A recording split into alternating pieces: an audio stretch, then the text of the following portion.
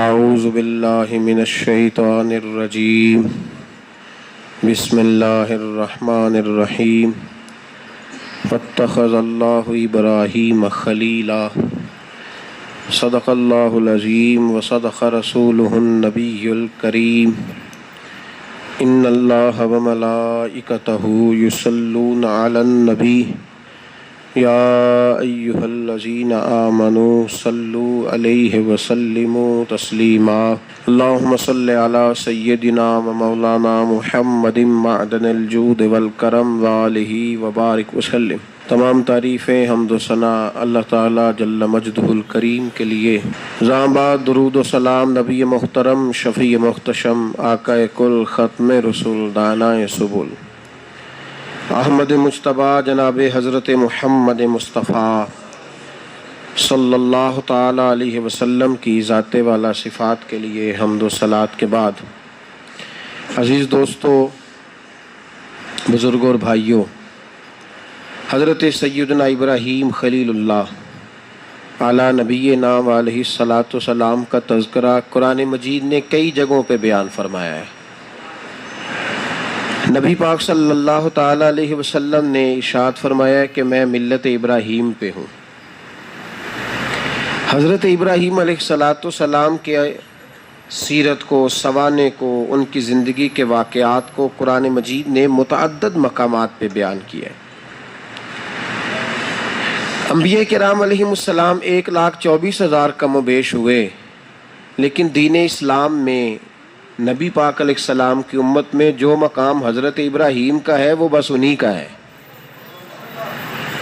ان کی زندگی ایک بڑی خوبصورت، بڑی منفرد اور مسلمانوں کے لیے بڑی اسوہ نور دینے والی زندگی ہے۔ نبی پاک صلی اللہ علیہ وسلم نے فرمایا میں اپنے باپ حضرت ابراہیم کی دعا بن کے دنیا میں آیا ہوں۔ اور پھر محبوب پاک سید عالم صلی اللہ تعالی علیہ وسلم نے اپنی امت میں بھی جناب ابراہیم کے طریقے کو جاری رکھا۔ صحابہ نے قربانی کے بارے میں حضور سے پوچھا، ما ہذہ الاضحیہ، یا رسول اللہ صلی اللہ علیہ وسلم یہ قربانی کیا ہے؟ تو فرمایا سنت ابیکم ابراہیم، یہ تمہارے باپ حضرت ابراہیم کا طریقہ ہے، یہ تمہارے باپ حضرت، حالانکہ قربانی نبی پاک صلی اللہ علیہ وسلم کا بھی طریقہ ہے، لیکن فرمایا تمہارے باپ حضرت ابراہیم، حضرت ابراہیم کے ذکر کو باقی رکھا۔ اللہم صلی علی محمد وعلی آل محمد کما صلیت علی ابراہیم وعلی آل ابراہیم، ان کے تذکرے کو باقی رکھا دین کے اندر۔ حضرت ابراہیم بڑی امتیازی شان والے نبی ہیں، بڑی امتیازی شان والے۔ رب کریم کا وہ دوست جس نے کوئی چیز بچا کے نہیں رکھی، ہر شے ہی اپنے رب کی بارگاہ میں پیش کر دی۔ چند چیزوں سے انسان کو بڑا پیار ہوتا ہے، گھر اسے بڑا پیارا ہوتا ہے۔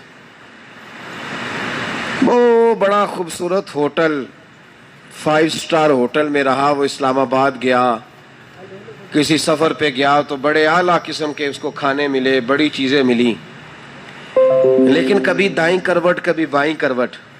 تو ساتھ بیڈ پہ دوست تھا تو اس نے کہا صاحب سو جاؤ، تو اس نے کہا یار جو مزہ اپنے گھر میں سونے کا ہے وہ کسی اور جگہ تھوڑی ہے۔ گھر بڑا پیارا ہوتا ہے، انسان کو لگاؤ ہوتا ہے، جس بے تکلفی سے، سکون سے، آرام سے انسان اپنے گھر میں وقت بتاتا ہے، کہیں اور مشکل ہو جاتا ہے۔ دوسرا، انسان کو اولاد بڑی پیاری ہوتی ہے، بڑی عجیب شے، نہ ہو تب بھی بڑا دکھ ہے، اور ہونے کے بعد بھی اس کی بڑی آزمائشیں، یہ بڑی ایک میٹھی چیز ہے۔ اولاد ایک بڑا عجیب سا میوہ ہے، پتہ نہیں یہ کس انجیکشن کا نام ہے کہ چھاتی پر چڑھ جائے تو اللہ سکون عطا فرما دیتا ہے، پتہ نہیں کس ٹھنڈی دولت کا نام رب کریم نے اولاد رکھا ہے، بڑی پیاری ہوتی ہے اولاد۔ پھر تیسری چیز انسان کی اپنی جان ہے، اور یہ اتنی قیمتی شے ہے کہ اللہ کریم نے فرمایا کہ اگر تیری گردن پہ کوئی آدمی پستول رکھ کے، تلوار تیرے گلے پہ رکھ کے کہے نا کہ رب کا انکار کر دے ورنہ مار دوں گا، تو فرمایا وقتی طور پہ میری ذات کا انکار کر پر جان بچا جا۔ اگر تو مرنے کے قریب ہو گیا ہے اور حرام شے کھائے بغیر تو بچ نہیں سکتا، مر جائے گا، تو فرمایا چل تو اس طرح کر، حرام کھا کے جان بچا. پر جان بچانا فرض ہے، ضروری ہے. وطن بڑا پیارا، اولاد بڑی پیاری، جان بڑی پیاری. پر حضرت ابراہیم سے رب کریم نے فرمایا چل ابراہیم کوئی چیز دے، تو کہا یا اللہ تینوں ہی تیرے نام پہ قربان کرتا ہوں، تیری ہوئی ساری، ہر شے تیری. حضرت ابراہیم نے دین کے لیے، آپ شہر بابل کے قریب پیدا ہوئے تھے، وہاں سے مصر آئے، مصر سے فلسطین آئے، اور فلسطین سے آ کر کے کعبہ آباد فرمایا. زندگی سفروں میں گزری. سفر ایک تکلیف والی چیز ہے، پر حضرت ابراہیم نے وطن چھوڑ دیا، گھر چھوڑ دیا. جان بڑی عزیز ہوتی ہے. اصل میں نا جب انسان جد و جہد کرتا ہے نا دین کے لیے، تو اس کے رستے میں بڑی چیزیں آتی ہیں. کبھی اولاد، کبھی گھر، کبھی باہر، کبھی حکومتیں، کبھی سیاستیں، کبھی چدراہٹیں. اس کے رستے میں بڑا کچھ آتا ہے اور اسے ہر چیز کو فیس کرنا پڑتا ہے. گھر کے اندر بھی جنگ ہوتی ہے اور گھر کے باہر بھی لڑائی ہوتی ہے. یہ آسان ہے ہی نہیں. ہم تو خیر ہتھیار چھوڑ کے پھینکنے والے لوگ ہیں، ہم بھولے بھالے لوگ ہیں. ہم کہتے ہیں میں نے تو کہا تھا مہندی نہ کرو، پر بیٹے نہیں مانے، تو بولے جو ہوئے. اسی طرح حالانکہ اگر وہ بیٹا کہے نا کہ ابا جی لاؤ زندگی میں سارا کچھ میرے نام کرو، تو پھر ہم بولے نہیں ہوتے. اور اس وقت ہم تیز ہوتے ہیں، کہتے ہیں یہ کیسے ہو سکتا ہے، ہاتھ کاٹ کے دے دوں. اس وقت نہیں. دین کے معاملے میں بولے ہوتے ہیں. بیٹا بد مذہب کے پاس جا رہا ہے تو اس وقت ہم بولے بھالے ہیں، کوئی عرض نہیں. لیکن اگر وہ اپنی پسند کی شادی کرے ہمیں کراس کر کے، پھر ساتھ ہی ہم تیز ہو جاتے ہیں. تو حضرت ابراہیم نے جب دین کے لیے نکلے تو جد و جہد کی، گھر کے اندر بھی گھر کے باہر بھی. آپ کے والد کا نام طارق ہے، وہ توحید پرست تھے، ایماندار تھے، پرہیزگار تھے. آپ کے چچا کا نام آزر ہے، وہ بت پرست تھے، بت بیچا کرتے تھے. حضرت سیدنا ابراہیم علیہ السلام جب میدان عمل میں نکلے تو حضرت ابراہیم علیہ السلام نے اپنے گھر سے جہاد شروع کیا. لڑنا پڑا. گھر کے اصولوں سے، چچا نے جو رواج بنائے ہوئے تھے اس رواج سے ٹکرائے. فرمایا میں اپنے گھر کے اندر یہ بت پرستی نہیں ہونے دیں گا. چچا کو ایک دفعہ نہیں، بار بار 100 دفعہ سمجھایا. آپ کا چچا بت بنا کے بیچا کرتا تھا. حضرت ابراہیم علیہ السلام تھوڑے بڑے ہوئے تو کہنے لگا کہ چلو میرے ساتھ، تم بھی بت بیچنے ہیں، ہمارا کاروبار ہے. حضرت ابراہیم ساتھ نکلے تو بت پکڑا ہے. گندے پانی کے اندر اس بت کو ڈبوتے ہیں، کہتے ہیں کسی نے خریدنا ہے تو خرید لو، نہ یہ نفع دے سکتا ہے نہ نقصان دے سکتا ہے. جو اپنا آپ نہیں بچا سکتا تمہیں کیا بچائے گا، خریدنا ہے تو خرید لو. چچا کہنے لگا تو کاروبار چمکا رہا ہے کہ تباہ کر رہا ہے. گھر میں بڑے معاملات خراب ہوئے، جھگڑے ہوئے، لیکن حضرت ابراہیم علیہ السلام ایک منٹ کے لیے بھی اپنے گھر کے اندر بھی کمپرومائز کرنے کو تیار.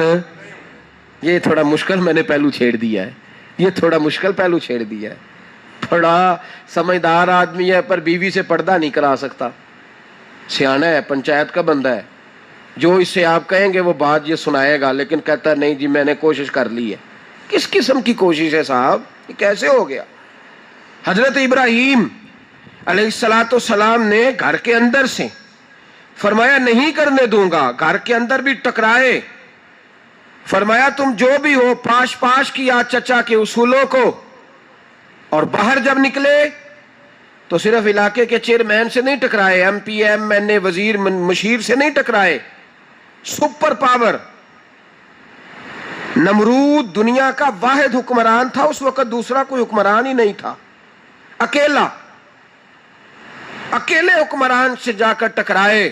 کوئی ساتھ فوج نہیں تھی، کوئی ساتھ ان کے طاقت بظاہر دنیا داری کی کوئی نہیں تھی. پر حضرت ابراہیم جا کے ٹکرائے اور میرے رسول پاک صلی اللہ علیہ وسلم نے سند بیان کی. فرمایا افضل الجہاد کلمۃ الحق عند سلطان الجابر. فرمایا سب سے افضل جہاد یہ ہے کہ تو ظالم بادشاہ کے سامنے کھڑے ہو کے حق بات بیان کر دے. یہ سب سے بڑا جہاد ہے. یہ سب سے افضل الجہاد کلمۃ الحق عند سلطان الجابر، سب سے بڑا جہاد. حضرت ابراہیم کھڑے ہو گئے، سپر پاور سے ٹکرائے. یہاں ہم لوگ حکمتوں کا شکار ہیں، دیکھیں گے، کریں گے، سوچیں گے. اور مولوی صاحب کو ویسے کہتے ہیں آپ پرہیز کریں سیاسی باتوں سے. بھئی اللہ کے ہر نبی نے جا کے وقت کے ظالم حکمران کو لتاڑا ہے, للکارا ہے. یہ تو مشن انبیاء ہے. حضرت سیدنا ابراہیم علیہ السلام نے جو اس کو جا کے کہا کہ تو جھوٹ بولتا ہے, تو جھوٹا ہے, تو خدائی کا دعویٰ کرتا ہے, تو بہت بڑا ظالم ہے. اور قرآن مجید نے اس ساری بات کو بیان فرمایا ہے. حضرت ابراہیم علیہ السلام سے کہنے لگا میں رب ہوں. تو آپ نے فرمایا میرا رب تو وہ ہے جو زندہ کرتا اور مارتا ہے. تو پھر آپ حق بات بیان کریں گے تو اللہ مارے گا کہ بندہ مارے گا؟ کچھ بھی نہیں ہوتا, کیونکہ زندگی موت کس کے ہاتھ میں ہے؟ اللہ کے ہاتھ میں. زندگی موت اللہ, کچھ بھی نہیں ہوتا. انسان صحیح سمت کا تعین کرے اور صحیح چلے. حضرت علی شیر خدا سے کسی نے کہا تھا کہ آپ کے بڑی دشمنی ہے, کوئی محافظ رکھ لیں. آپ فرمانے لگے موت خود بہت بڑی محافظ ہے, وقت سے پہلے آتی ہی نہیں. بڑی محافظ ہے وقت سے پہلے. علامہ نورانی رحمۃ اللہ تعالی علیہ کراچی جیسے شہر میں رہا کرتے تھے, جہاں گام گام پہ خطرہ تھا. لوگوں نے کہا حضرت اتنے بڑے لیڈر ہو, آپ کی جماعت کی 62 سیٹیں ہوئی قومی اسمبلی میں, ایک ایسا وقت بھی آیا تو کوئی ایک آدمی بندوق والا. آپ فرمانے لگے مجھے ضرورت ہی نہیں, اس لیے کہ جس خدا رسول کے لیے میں نکلا ہوں وہ خود ہی حفاظت کرنے والے ہیں, ضرورت نہیں ان چیزوں. تو بھائی حضرت ابراہیم ٹکرائے اور آپ کا انداز کیا ہے؟ جا کے کہا کہ تو نہیں, خدا وہ ہے جو زندہ کرتا. اور اس نے ایک بیوقوفوں جیسی دلیل دی. ایک آدمی کو کل پھانسی دینی تھی تو اس کو بلایا, کہنے لگا تجھے کب پھانسی ہے؟ اس نے کہا کل. کہنے لگا جا تجھے آزاد کیا, زندگی دی, اس کو چھٹی دے دی. ایک عام آدمی بیچارہ بیٹھا تھا, اس کو پکڑ کے نا کہنے لگا اس کی گردن اڑا دو. کہنے لگا دیکھ لو میں بھی زندہ کرتا اور مارتا ہوں. وہ جو کل مرنے والا تھا میں نے زندہ کر دیا ہے, اور جس کو پتہ ہی نہیں تھا کہ میں نے مرنا ہے اسے پکڑ کے میں نے مار دیا ہے. یہ بیوقوفوں جیسی دلیل ہے. حضرت سیدنا ابراہیم علیہ السلام چاہتے تو اسی وقت دلیل توڑ دیتے کہ تو کیا بیوقوفوں جیسی بات کر رہا ہے. اگر تو زندگی دیتا ہے تو مرے ہوئے میں جان ڈال کے دے جس کو تو نے مارا ہے. لیکن حضرت ابراہیم نے دیکھا کہ بیوقوف ہے. بیوقوفوں سے بحث نہیں ہوتی, دلیل بدل لی جاتی ہے, ان کی عقل کے مطابق بات کی جاتی ہے. حضرت ابراہیم فرمانے لگے میرا رب وہ ہے جو سورج مشرق سے نکالتا ہے اور مغرب میں غروب کرتا ہے. تو اگر رب ہے تو تو مغرب سے نکال کے مشرق میں غروب کر. فبہت الذی کفر, کافر لاجواب ہو گیا, اس کے پاس اس چیز کا کوئی جواب نہیں تھا. علامہ اسماعیل حقی نے خوبصورت فکرہ لکھا ہے, خوبصورت جان ڈال دی ایک جملہ کہہ کے. حضرت سیدنا علامہ اسماعیل حقی رحمۃ اللہ علیہ فرمانے لگے چونکہ نمرود بیوقوفوں جیسی باتیں کر رہا تھا, اگر وہ یہ کہہ دیتا نا کہ میں سورج کو نکالتا ہوں مشرق سے, میں غروب کرتا ہوں معاذ اللہ مغرب میں, میں نکالتا ہوں, تو آپ اپنے رب سے کہیے کہ وہ مغرب سے نکال کے مشرق میں غروب کرے. علامہ اسماعیل حقی فرماتے ہیں رب کریم کی آواز قدرت تھی. مالک حضرت ابراہیم علیہ السلام کے اس, اگر وہ کہہ دیتا اور حضرت ابراہیم دعا کر دیتے تو رب کریم نے فرشتوں کو تیار بٹھایا ہوا تھا. فرمایا اگر یہ کہہ دے میرے خلیل سے کہ سورج مغرب سے نکال کے مشرق میں غروب کرنا ہے تو تیار رہنا, جس طرح خلیل کہیں گے ویسے ہی کر دیں گے. واتخذ اللہ ابراہیم خلیلا, ابراہیم ہمارا دوست جو ہوا, جیسے کہے گا ویسے کر دیں گے. حضرت سیدنا ابراہیم علیہ السلام کی باتوں کا جب جواب نہ دے سکا, دلیل نہیں بندہ دیتا, پھر لڑائی کرتا ہے, پھر جھوٹے موٹے اعتراض کرتا ہے. دلیل ختم ہوتی ہے تو لوگ ذاتیات پہ اترتے ہیں, کہتے ہیں یہ کھانستا صحیح نہیں, دیکھتا صحیح نہیں. دلیل ختم, اب ذاتیات پہ اترے, کہنے لگے مجھے پتہ چلا ہے کہ یہ فلانی جگہ گیا تھا تو وہاں جا کے اس نے اس طرح کیا ہے. پھر لوگ ذاتیات پہ اترتے ہیں, جب دلیل کا جواب دلیل سے نہیں دے پاتے پھر ذاتیات پر اتر کر حملے کرتے ہیں. حضرت ابراہیم کی دلائل کا جواب نمرود نہ دے سکا تو کہنے لگا کہ اس کو آگ میں ڈال دو. قوم گئی ہوئی تھی ساری, آپ نے بات سنی ہوئی ہے, میں نے صرف اشارہ دینا ہے, میلے پہ. تو حضرت سیدنا ابراہیم علیہ السلام نے سارے بت توڑ دیے, کلاڑا بڑے بت کی گردن پہ رکھا. واپس آئے, کہنے لگے بت کس نے توڑے ہیں؟ تو فرمایا اس سے پوچھ لو جس کی گردن پہ کلاڑا ہے. کہنے لگے یہ تو بول ہی نہیں سکتا. تو فرمانے لگے بڑے بیوقوف ہو, جو بولتا ہی نہیں, سنتا ہی نہیں, اپنا آپ نہیں بچا سکتا, اس کی پوجا کرتے ہو. کہنے لگے پکڑو, دلیلیں ختم ہو گئی, اس کو آگ میں ڈالو. बहुत बड़ी हवेली 45 फुट मुरब्बा पे मुश्तमिल एक हवेली बनाई गई और 45 फुट ऊंची। मुख्तलिफ रिवायात, लामा इस्माइल हक्की कहते हैं कि 3 महीने तक नमरूद ने कहा कि इसके अंदर लकड़ियां डालो। लोग पूछने लगे कितनी दुनिया जलानी है? कहने लगा बंदा तो एक जलाना है, पर बंदा बड़ा तगड़ा है, एक बंदा। 3 महीने लकड़ियां डाली गईं। और लोगों की जो तुहम्मात होती हैं ना, वो बड़ी अजीब होती हैं। तुहम्मात मैंने बड़ी तफसील से रमज़ान मुबारक में गुफ्तगू की थी। बदशगुनी, तुहम्मात लोग लेते हैं। उस वक़्त भी लोग तुहम्मात का शिकार हो गए। अकीदा बिगड़ जाता है तो वो अजीबो गरीब बातें करने लगता है। तुहम्मात का शिकार हो गए। बीबियाँ नज़र मानती, मैं बीमार हूँ, अगर सही हो गई तो इतने मन लकड़ी दूंगी हज़रत इब्राहीम की आग जलाने के लिए। एक औरत लेके जा रही है लकड़ियाँ, तो एक नेक दिल आदमी ने उससे पूछा कहाँ जा रही हो? कहने लगी मैंने मन्नत मानी थी तो हज़रत इब्राहीम अलैहिस्सलाम को माज़अल्लाह जलाने के लिए लकड़ियाँ लेके जा रही हूँ। तो वो रब करीम के बंदे कहने लगे तू ढूंढती रहेगी, तुझे वो जगह मिलेगी नहीं। वो बीबी कई महीने घूमती रही, जगह ही नहीं मिली जहाँ लकड़ियाँ डालनी, मारी गई।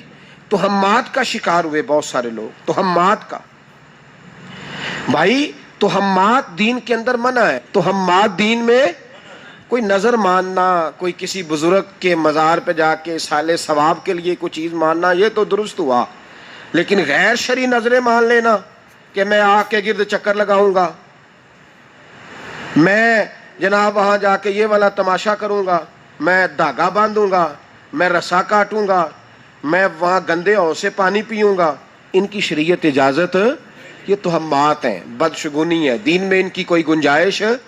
आप नजर मानने से पहले भी किसी आलिम से राब्ता करें कि मैं मन्नत मांगने लगा हूं तो कैसे माननी चाहिए, उसका तरीका पूछें। ऐसे ही गलत चीज़ की मन्नत थोड़ी मान ली जाएगी। बहरहाल आमदाम बरसरे मतलब हज़रत इब्राहीम के लिए आग जलाई गई। 45 फुट ऊंची आग है, परिंदा भी ऊपर से गुजरता है तो नीचे गिर जाता है जल के। इतने दिन लगा के आग जलाई गई।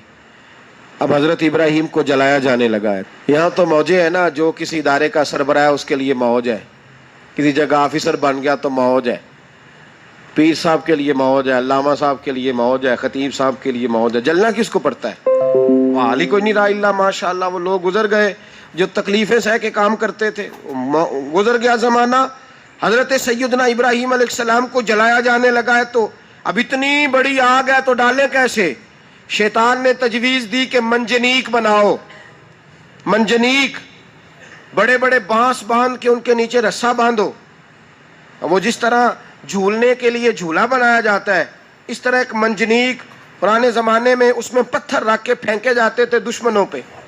वो मंजनीक बनाई गई कि इतनी दूर से हज़रत इब्राहीम को फेंकेंगे। हाथ हज़रत इब्राहीम के बांध दिए, पाँव मुबारक बांध दिए, पूरी ज़मीन पे एक नाम लेने वाला खुदा का। और उसको आज रस्सियों में जकड़ा हुआ है। जब फेंका जाने लगा ना आग में, हूरें रोने लगी, फरिश्ते तड़पने लगे, ए अल्लाह ये क्या होने लगा है? एक तेरा खलील और वो भी आग में। फरमाया जाओ जाके उससे कहो अगर तुम्हारी मदद लेता है तो उसे बचाओ। हवा का फरिश्ता आया, कहा इब्राहीम अगर तू कहे। ओ भाई, इन चीज़ों को कहानी समझ के ना सुना करें, ये दास्तान नहीं, ये वो तरीके हैं जो हमारे रसूल ने हमें अपनाने का हुक्म इरशाद फरमाया है।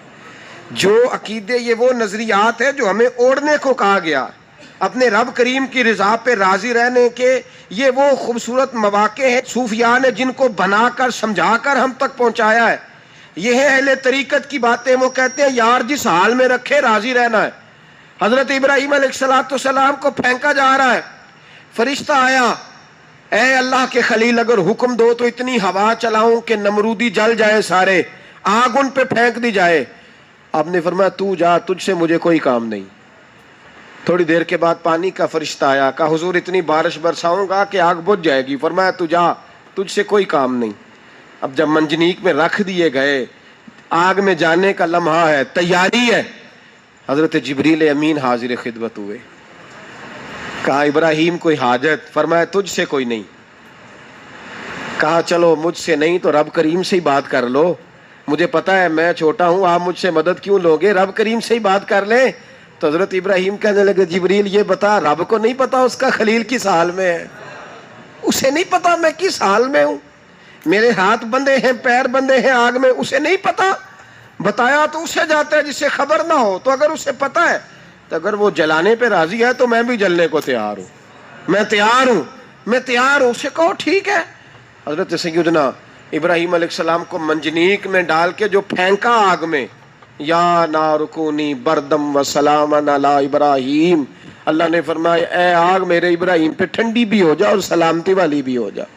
حضرت ابراہیم کو 2 فرشتوں نے بٹھا دیا زمین پہ، پھول کھلے ہیں، کونپلیں مہک رہی ہیں، کلیاں خوشبو دے رہی ہیں۔ حضرت ابراہیم نے سر سجدے میں رکھ دیا، سبحان اللہ والحمد للہ ولا الہ الا اللہ واللہ اکبر۔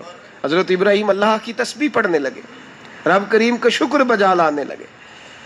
نکلے وہاں سے، کچھ دن گزر گئے، نکلے، حکم ہو گیا ابراہیم علاقہ چھوڑ دو۔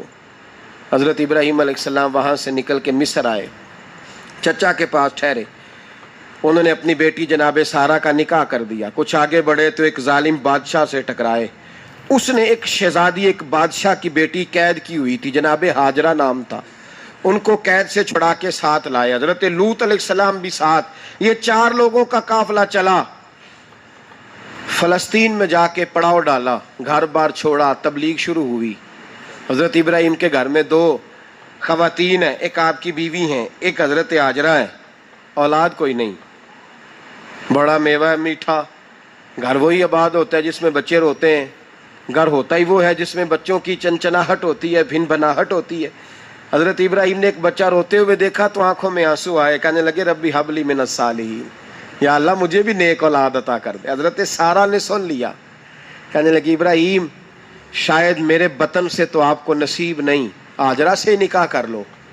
جناب ہاجرہ سے نکاح ہوا۔ اللہ تو بڑا بے نیاز ہے، رب کریم نے حضرت اسماعیل جیسا خوبصورت بیٹا عطا فرمایا۔ بیٹا کالا سیاہ بھی ہو تو سینے کی ٹھنڈک ہوتا ہے، پر یہ تو وہ بیٹا ہے جس کی پیشانی میں نور محمدی چمکتا ہے صلی اللہ علیہ وسلم۔ حضرت سیدنا اسماعیل علیہ اتنے خوبصورت۔ اب جس بیوی کے ہاں بیٹا تھا، بیٹھنا اٹھنا بھی زیادہ اس کے پاس، آنا جانا بھی اس کے پاس، توجہ ادھر ہو گئی۔ جناب سارہ رشک کرنے لگی، ایک دن کہنے لگی اسے چھوڑ آ جنگل میں، وادی غیر ذی زرع، مکے کے پاس۔ بھائی ایک بیٹا عالم دین بنا لو۔ کہنے لگا روٹی کہاں سے کھائے گا؟ تیرے 5 بیٹے ہیں، کو حافظ قرآن بنا، کہتے روٹی کہاں سے کھائے گا؟ وہ بچہ بھی کہتا ہے میں کہاں سے کھاؤں گا؟ حضرت ابراہیم علیہ السلام تو چند مہینے کا بچہ چھوڑ آئے، تو کہاں سے روٹی کھائی حضرت اسماعیل نے؟ کہاں سے کھائی ان کی اماں نے روٹی؟ بھوکے مر جاتے ہیں یہ سارے۔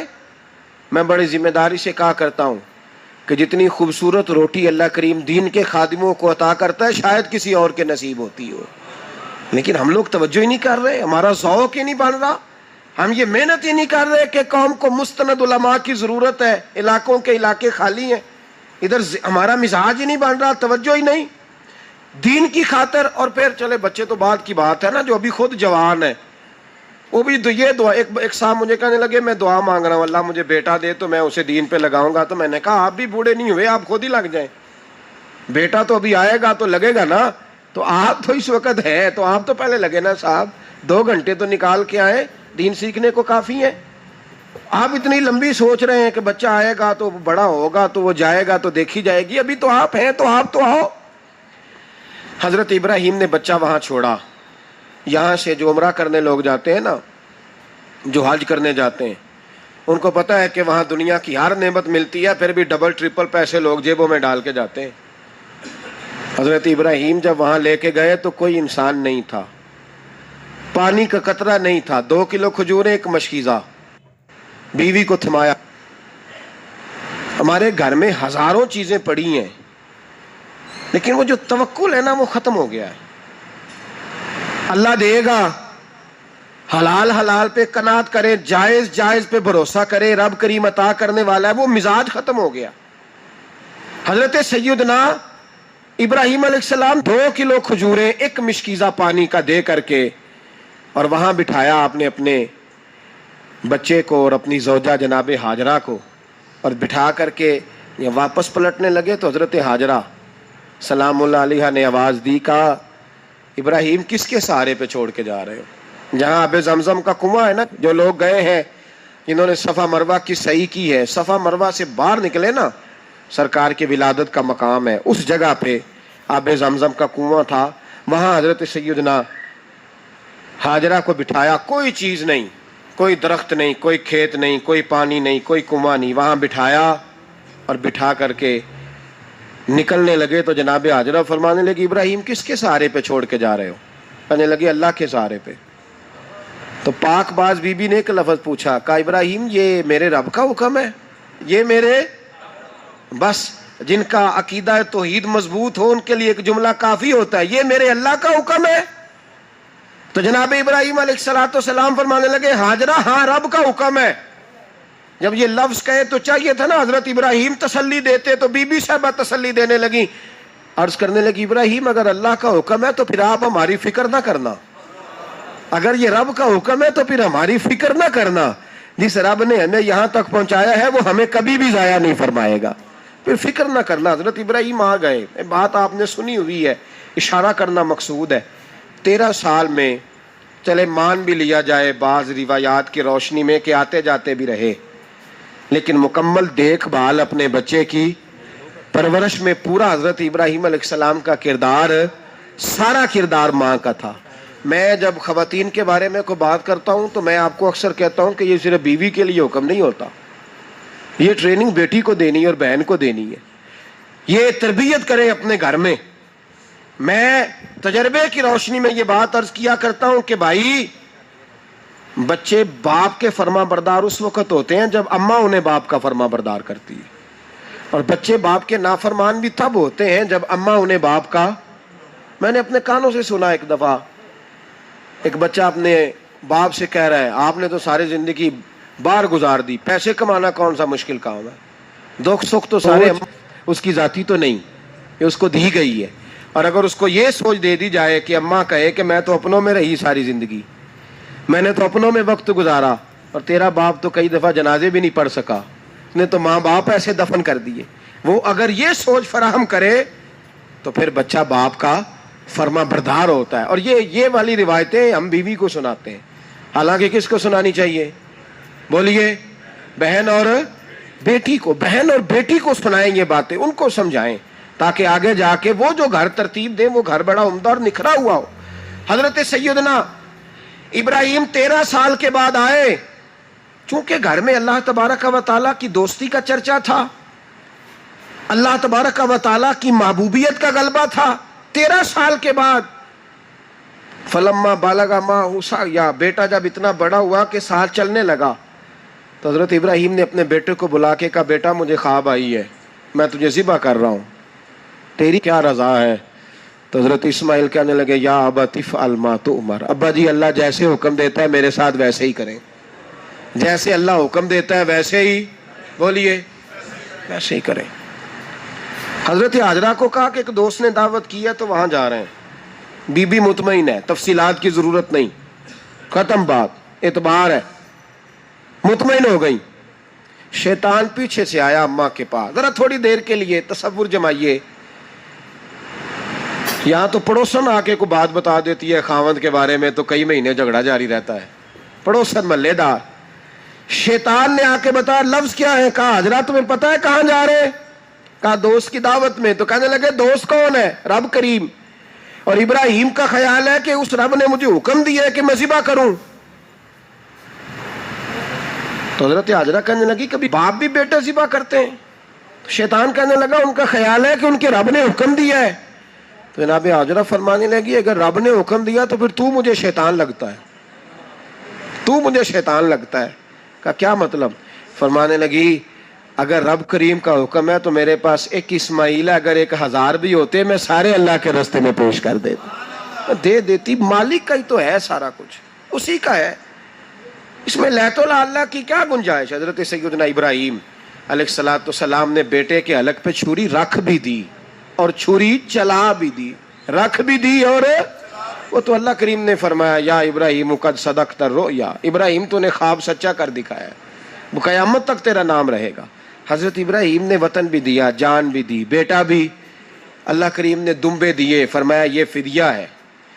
اب یہ قربانی قیامت تک حضرت ابراہیم کے طریقے کے مطابق جاری ہے. حضرت ابراہیم بہت بڑے مہمان نواز تھے، بہت بڑے. آپ جب مصر میں قیام تھا تو بڑے بڑے لمبے چوڑے لنگر پکتے تھے، لوگ آیا جایا کرتے تھے، بڑا تفصیل کے ساتھ کھانا ہوتا تھا. مہمان نوازی آپ کی خاص صفت مبارکہ ہے. ہمارے ہاں بھی مہمان نوازی ہوتی ہے امیروں کی، بلکہ اب تو مہمان نوازی اس طرح کی ہے کہ کل تیری میرے پاس دعوت ہے اور پرسوں میری تیرے پاس ہے. وہی امیروں میں وہ چکر رہتا ہے، پارٹیاں دوست ایک دوسرے کو ڈالتے ہیں، تیری طرف پارٹی تیری طرف. اور اسی انداز میں اب یہ عید آئے گی نا، ٹکا پارٹیاں ہوں گی جگہ جگہ. اور لوگ سوال پوچھنے لگے ابھی سے، کہتے ہیں قربانی کا کتنا گوشت گھر رکھنا جائز ہے؟ قربانی کا کتنا گوشت گھر رکھنا جائز ہے؟ سارا ہی. جی اس لیے فریزر لے لے، فریج سے نہیں کام چلے گا. سارا ہی جہاز گھر رکھنا سارا ہی جائز ہے، رکھ لیں. او خدا کے بندے، قربانی وہ بندہ دیتا ہے جو سارا سال ہی گوشت کھاتا ہے. صحیح کہہ رہا ہوں؟ قربانی صاحب نصاب، صاحب استطاعت بندہ دیتا ہے نا، تو وہ سارا سال ہی گوشت، تو سارا گھر میں رکھنا بھی جائز ہے، لیکن سارا دے دینا بھی. تو جو آ رہی ہے اس پہ کیوں توجہ کرتے ہو؟ جو دوسرا جائز ہے اس پہ کیوں نہیں عمل کرتے؟ سارا تقسیم کر دیں، بات ختم ہوئی. یقین کریں، محرم میں جا کے دوست ٹیلی فون کر کے سوال پوچھتے ہیں، کہتے ہیں صاحب سنا ہے قربانی کا گوشت محرم میں کھانا جائز نہیں. میں کہ نہیں، ربیع الاول چ بھی جائز جے، رجب رمضان تک کھاؤ، کوئی بندہ نہیں منع کرتا. اس لیے کہ کسی کو دینا تو پسند ہی نہیں. یا پھر اس میں سے جو خاص چیزیں ہیں وہ اپنی فریج میں، اور باقی جو ہے وہ دوسروں کے لیے. یہ کیا طریقہ ہے ہمارا؟ اور اسی پہ عمل ہے. اللہ تبارک و تعالی ہمیں سمجھنے کی توفیق عطا فرمائے. حضرت ابراہیم بہت بڑے مہمان نواز تھے. صرف قربانی نہیں دیتے تھے، سارا سال بہت سارا لنگر، بہت سارا کھانا پینا، بہت ساری چیزیں جاری رہتی تھی. اور جتنے غریب لوگ تھے فلسطین کے، ان کو پتا تھا کہ حضرت ابراہیم علیہ الصلوۃ والسلام کا لنگر جاری ہے. فلسطین میں جب آپ کا قیام تھا، ایک دفعہ ڈھیروں مہمان آ گئے اور کھانے کو کوئی چیز نہیں. حضرت سارہ اور جناب ہاجرہ دونوں اس وقت موجود تھیں. وہ کہنے لگی ابراہیم بہت سارے مہمان آ گئے ہیں تو کیا کریں؟ جناب سارہ کہنے لگی کس طرح کر کے ان کی مہمان نوازی کرنی؟ اور حالات یہ ہیں کہ قحط پڑا ہوا ہے فلسطین میں، مصر میں، دور دراز علاقوں میں. تو حضرت ابراہیم کہنے لگے یہ اللہ کے مہمان ہیں اور ہمیں رب کریم کا بندہ سمجھ کے آ گئے ہیں، اللہ ہی بندوبست کرے گا. فرمانے لگے میرا مصر میں ایک دوست ہے، وہ قحط کے دنوں میں غلہ جمع کر لیتا ہے، میں اس کی طرف پیغام بھیجتا ہوں، مجھے امید ہے وہاں سے غلہ ملے گا. 2-3-5 اونٹ والے غلام بلائے اور ان کو کہا کہ جاؤ غلہ لے آؤ مصر کے دوست سے. وہ لوگ کہتے ہیں ہم غلہ لینے گئے، وہاں جب پہنچے تو حضرت ابراہیم خلیل اللہ علیہ السلام کا پیغام دیا تو آپ کا وہ دوست کہنے لگا غلہ تو بے شمار تھا، مجھے خبر نہیں تھی کہ حضرت ابراہیم کا پیغام آئے گا، تو میں تو سارا تقسیم کر چکا ہوں، لوگ لے گئے، اب تو کوئی شے نہیں. اب وہ خالی آ گئے 5 کے 5 اونٹ. جب خالی آئے تو حضرت ابراہیم کی حویلی کی دیواریں چھوٹی چھوٹی تھیں. ان غلاموں میں سے، خادموں میں سے، آپ کے ان چاہنے والوں میں سے ایک کہنے لگا یار وہ غریب تو انتظار کر رہے ہوں گے کہ غلہ لینے گئے ہیں، ہمیں روٹی ملے گی. چھوٹی چھوٹی دیواریں ہیں، وہ جب دیکھیں گے نا خالی آ گئے تو انہیں تکلیف ہوگی. اس طرح کرو بوریوں میں ریت بھر لیتے ہیں، ریت بھر کے لے جاتے ہیں، بعد میں اندر رکھ کے انہیں سمجھا بہلا لیں گے یا حضرت ابراہیم کو بتائیں گے، وہ خود ہی ان لوگوں کی دل جوئی فرمائیں گے. اب غلہ کی جگہ ریت بھر کے اونٹوں پہ رکھ کے لائی گئی. لا کے بوریاں جب رکھ دی گئیں، حضرت ابراہیم علیہ السلام دوپہر کے وقت آرام فرما رہے تھے. بی بی سارہ اٹھی، کہتی ہیں جب میں نے دیکھا نا کہ بوریاں پہنچ گئی ہیں تو گئی، غلام کو ساتھ لیا اور اس کو جب کھولا نا تو کہتی اتنی حسین گندم میں نے پہلے کبھی دیکھی نہیں تھی، اتنا پیارا دانہ میں نے کبھی ملاحظہ ہی نہیں کیا تھا. فرماتی ہیں جب اس کو پیس کر چکی میں روٹیاں پکائیں تو خوشبو دور دور تک پھیل گئی، اعلیٰ غذا بنی، بڑے بڑے کھانے بیبیوں نے مل کے پکائے، چن دیے گئے. حضرت ابراہیم اٹھے تو لوگ کھانا کھا رہے ہیں، سجدہ شکر ادا کیا، اور جب سجدے میں گئے تو وہی آنے لگی، پھر رونے لگے. جب پلٹ کر باہر تشریف لائے تو جناب سارہ کہنے لگی ابراہیم تمہارا مصری یار بڑا اچھا ہے، اس نے اتنی اعلیٰ گندم بھیجی ہے کہ اتنی تو میں نے پیاری گندم کبھی دیکھی نہیں. جناب ابراہیم مسکرائے، فرمانے لگی سارہ یہ مصری یار نے نہیں بھیجی، یہ میرے عرشی یار نے بھیجی ہے، یہ میرے عرشی یار نے بھیجی ہے. بھائی مہمان نوازی مزاج تھا، ہاتھ لٹا دینا مزاج تھا، دوسروں کی اشکشوئی مزاج تھا۔ حضرت ابراہیم علیہ السلام کا طریقہ ہے قربانی، حضور نے ان کا طریقہ بیان کیا۔ اگر سال کے بعد قربانی دینا ان کا طریقہ ہے تو سارا سال غریبوں کو روٹی دینا بھی حضرت ابراہیم کا طریقہ ہے، سارا سال غریب کی نوکری کرنا یہ بھی حضرت ابراہیم کا طریقہ ہے، بھوکے کو کھانا کھلانا یہ بھی۔ میرے مصطفیٰ کریم سید عالم صلی اللہ علیہ وسلم سے صحابہ نے پوچھا حضور بہترین مسلمان کون ہے؟ بہترین مسلمان تو حضور نے فرمایا جو سلام لینے میں پہل کرے اور غریب کو روٹی کھلانے میں سب سے اچھا ہو، وہ بہترین مسلمان ہے، زبردست مسلمان۔ ہمارے ہاں دعوتیں ہوتی ہیں تو امیروں کی، افطاریاں ہیں تو امیروں کی، اور میرے مصطفیٰ کریم علیہ السلام نے فرمایا بدترین دعوت ہے جس میں امیر بلائے جائے غریب نہ بلائے جائے، وہ بدترین دعوت۔ حضرت ابراہیم کا طریقہ رہا ساری زندگی مہمان نوازی۔ اور دوسرا ان کا مزاج تھا، اللہ سے پیار ہو گیا تھا نا، جب رب کریم سے محبت ہوتی ہے نا اور محبت کا احساس ہوتا ہے دل میں، پھر سجدے لمبے ہوتے ہیں۔ عام آدمی تو نماز بھی نہیں پڑھ سکتا، جسے خدا سے محبت ہوتی ہے وہ تہجد بھی نہیں چھوڑ سکتا۔ وہ یہ محبت کی بات ہے نا، جس کو پیار ہوتا ہے اس کی تہجد بھی ہے، اس کی اشراق بھی ہے، چاشت بھی ہے، اس کے عمرے بھی ہیں، اس کے حج بھی ہیں، اس کے بار بار کعبۃ اللہ کے دیدار بھی ہیں۔ یہ محبت الہی ہے، جوش مارتی ہے۔ ان لوگ سجدہ کرتے ہیں تو اٹھتے ہی نہیں، اللہ کے بندوں سے پیار کرتے ہیں اللہ کی۔ حضرت ابراہیم کو رب کریم سے اتنی محبت تھی، اتنا پیار تھا کہ وہ آپ کی زندگی کے ہر پہلو سے چھلکتا تھا۔ ایک وقت ایسا آیا کہ اللہ تعالیٰ نے حضرت ابراہیم کو بہت زیادہ مال عطا فرمایا، اتنے اونٹ گنے نہیں جاتے، گائیں اتنی زیادہ کہ شمار نہیں ہوتی، بکرے بکریاں اتنی زیادہ کہ شمار، بہت زیادہ مال اللہ نے عطا فرمایا۔ اور ابھی کچھ عرصہ پہلے آپ پیچھے جائیں نا تو جو لفظ مال تھا وہ روپے پہ تو بولا ہی نہیں جاتا تھا، وہ جانوروں پہ بولا جاتا تھا۔ بہت زیادہ مال اللہ نے دیا، بکریاں، گائیں، اونٹ، بیل، بڑا کچھ۔ تو رب کریم نے فرشتوں سے فرمایا کہ واتخذ اللہ ابراہیم خلیلا، ابراہیم میرا دوست ہے۔ تو فرشتے کہنے لگے یا اللہ جسے اتنا کچھ دیا جائے اس نے دوست تو بننا ہی ہوتا ہے، تو نوازا ہی بڑا ہے، اتنا مال، اتنے کھیت کھلیان، اتنا کچھ۔ اللہ کریم نے فرمایا جاؤ آزمائش کر لو، امتحان لے لو۔ فرشتہ امتحان لینے پہنچ گیا۔ حضرت ابراہیم کے جانور چر رہے ہیں چراگاہ میں، حضرت ابراہیم بھی ہیں، غلام بھی ہیں، بہت بڑا ریوڑ ہے، آپ تشریف فرمائیں۔ ایک فرشتہ آیا تو کھیت میں چھپ کے بیٹھ گیا اور بلند آواز سے کہنے لگا سبحان اللہ والحمد للہ ولا الہ الا اللہ واللہ۔ یہ تسبیح بڑی پسند ہے، محبوب نے ان کی فضیلت بیان کی۔ اب وہ حضرت سیدنا ابراہیم علیہ السلام کھڑے تھے تو وہ کھیت میں بیٹھ کے تسبیح پڑھنے لگا سبحان اللہ والحمد للہ ولا الہ الا اللہ۔ حضرت ابراہیم کہنے لگے یہ میرے رب کا نام کون لے رہا ہے؟ بڑی اس کی میٹھی آواز ہے، بڑی، کون ہے؟ ڈھونڈنے لگے، گھومتے گھومتے اس کے پاس چلے گئے، فرشتہ انسانی شکل میں۔ تو میرے رب کا ذکر کر رہا تھا؟ اس نے کہا میں ہی کر رہا تھا۔ فرمانے لگے یار ایک دفعہ پھر نہیں کرتا؟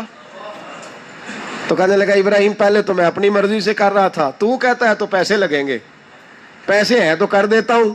حضرت ابراہیم کہنے لگے بول تو کیا لے گا؟ میرے اللہ کا ذکر سنانے کا کیا لے گا؟ کہنے لگا جتنی بکریاں آپ چرا رہے ہیں ساری دے دے تو میں اللہ کا ذکر سنا دیتا ہوں۔ آپ نے فرمایا بس جا تیری ساری ہوئی، میرے رب کا ذکر سنا۔ اور پھر شروع ہو گیا سبحان اللہ الحمد للہ ولا الہ الا اللہ واللہ اکبر۔ حضرت ابراہیم علیہ السلام کیف میں، یار پھر ذرا سنا، نہ علما وچ پھسا سانو، تو یار دی گل سنا سانو، ذرا دوبارہ سنا۔ میں پھر سنایا، ایک دفعہ پھر کہا، فرشتہ کہنے لگا بس جی آپ کے پیسے پورے ہو گئے۔ حضرت ابراہیم کہنے لگے چل ایک دفعہ اور سنا۔ کہنے لگا پیسے لگیں گے، تو کیا لے گا؟ کہنے لگا گائیں بھینسیں ساری میری۔ فرمایا بس یار اتنی قیمت، تو سنا صحیح، سارا کچھ ہی تیرا۔ پھر شروع ہو گیا سبحان اللہ والحمد للہ ولا الہ الا اللہ واللہ اکبر۔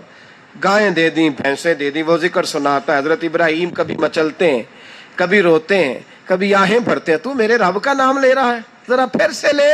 کیف جاری ہے۔ کہنے لگا بس بھائی۔ حضرت ابراہیم فرمانے لگے تو اور لے لے جو لینا ہے، مجھے ذکر سنا۔ اس نے کہا ابراہیم بکریاں میں لے چکا، گائے بھینسیں میں لے چکا، اونٹ رہ گئے، سارے لے لوں گا پھر ذکر سناؤں گا۔ فرمایا جا تیرا ہوا تو ذکر سناتا رہ، میں دیتا ہوں۔ دے دیا، کچھ دیر ذکر کیا تو اب خاموش ہو گیا۔ حضرت ابراہیم خلیل اللہ علیہ السلام فرمانے لگے ذکر سنا۔ کہنے لگا ابراہیم اب تیرے پاس دینے کو کیا ہے، ہر چیز تو میں لے چکا۔ آپ فرمانے لگے یہ گائے بھینسیں بکریاں چرانے کے لیے تجھے کوئی نوکر ملازم بھی تو چاہیے نا، تو اس طرح کر مجھے رکھ لے، میں روٹی نہیں مانگوں گا، کھانا نہیں مانگوں گا، تو اللہ کا ذکر سناتا رہنا، میں تیرے جانوروں کی نوکری کرتا رہوں گا۔ حضرت ابراہیم علیہ السلام نے جب یہ کہا نا، فرشتے کی آنکھوں میں آنسو آ گئے۔ تر دامنی پہ شیخ ہماری نہ جائیے، ہم دامن نچوڑ دیں تو فرشتے وضو کریں۔ فرشتہ رو پڑا اور کہنے لگا ابراہیم مجھے سینے سے لگاؤ، آپ واقعی اس قابل ہے کہ اللہ آپ کو اپنا دوست بنائے، واقعی اس قابل ہے کہ رب آپ کو اپنا۔ حضرت ابراہیم علیہ السلام کا خدا سے محبت کرنے کا نرالا انداز، اور میرے بھائی یہی محبت انہیں میرے مصطفیٰ سے بھی تھی۔ ایک نبی گھر بنا رہا ہے، دوسرا بنوا رہا ہے۔ حضرت اسماعیل علیہ السلام پتھر اٹھا اٹھا کے لا رہے ہیں، جناب ابراہیم بنا رہے ہیں۔ جب خانہ کعبہ بن گیا تو کہنے لگے ربنا وابعث فیہم رسولا، اے اللہ اب اسے بسانے کے لیے اپنا آخری رسول بھی عطا فرما۔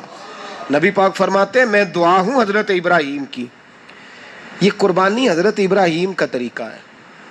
حضور نے اگرچہ نبی پاک کی اپنی سنت تھی، یہ بھی کہہ سکتے تھے سنتی و سنت ابیکم ابراہیم، میری سنت ہے اور تمہارے باپ ابراہیم کی سنت ہے، یہ نہیں فرمایا۔ جب صحابہ نے کہا قربانی کیا ہے، فرمایا سنت ابیکم ابراہیم، یہ تمہارے باپ ابراہیم کی سنت ہے۔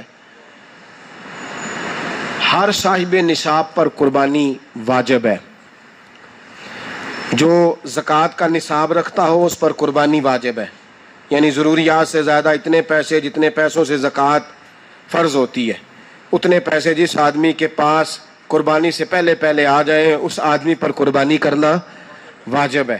بکرا، چھترا، دمبا 1 سال کا یا دمبا 6 مہینے کا ہو پر اتنا بڑا محسوس ہوتا ہو کہ لگے کہ 1 سال کا ہے، اس کی قربانی ہو سکتی ہے۔ جانور میں کوئی عیب نہیں ہونا چاہیے، اتنا کمزور نہ ہو کہ ذبح جہاں اسے کرنا ہے وہاں وہ چل کے جا نہ سکے، اتنا کمزور جانور